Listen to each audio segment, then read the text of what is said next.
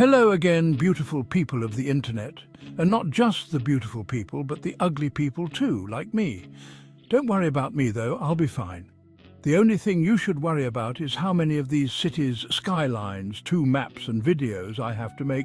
And the answer is hundreds, hundreds and hundreds and hundreds and hundreds and hundreds, hundreds and hundreds and hundreds and hundreds and hundreds. So let's not waste any more time.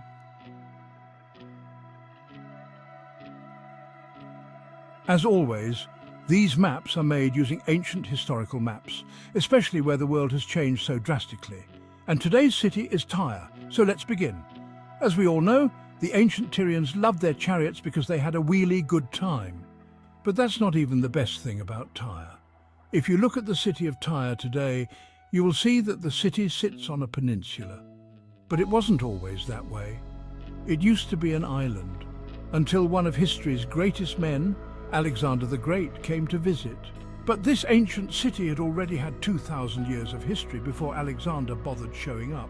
Herodotus, the original travel blogger, swung by Tyre around 450 BCE. He chatted with priests who claimed the city was older than their oldest sandals. They said, "Yeah, mate, we've been here for 2,300 years. Our founding ceremony involved sacrificing a goat and inventing hummus." In the beginning, Tyre had originally been a Bronze Age coastal city. Founded by the Phoenicians, it had quickly grown to become one of the ancient world's richest cities. But as Tyre's wealth grew, it became an obvious and easy target for its enemies. And so its people decided they would move their city to the island which lay 1 kilometre offshore. Tyre was now impregnable, its island location and water crossing now an impossible barrier for potential attackers to defeat, until, in 334 BC, Alexander the Great reached Tyre with his armies. Alexander's generals told him that Tyre would be impossible to conquer, but Alexander was not convinced, and so he drew up his plan. They would demolish what was left of the old city on the mainland and use its stones to build a causeway to the island. The people watched from behind the safety of their walls as day by day Alexander's army laid down more stones and the causeway inched ever closer. After 7 months, the causeway was finally complete. Alexander's army crossed what had once been sea, and the rest is history. Today, after more than 2,000 years of silt building by its sides, Alexander's causeway is more than a mile wide, and Tyre is now a city on a peninsula. So what's the secret to Tyre's longevity? It's all about proper tread maintenance. You've got to rotate those chariot wheels regularly.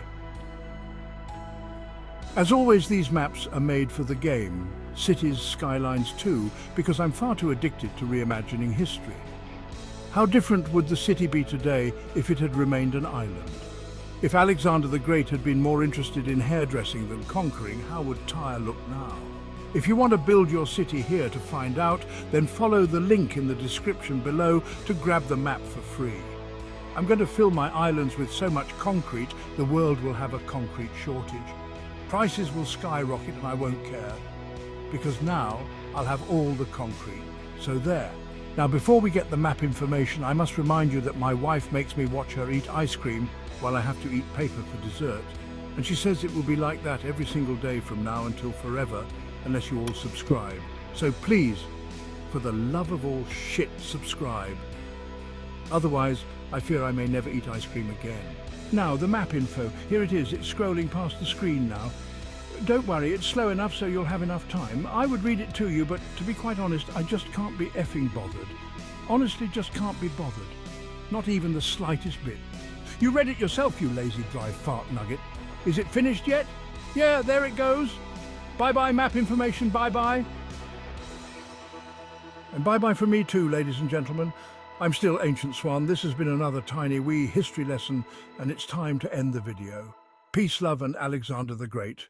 Goodbye.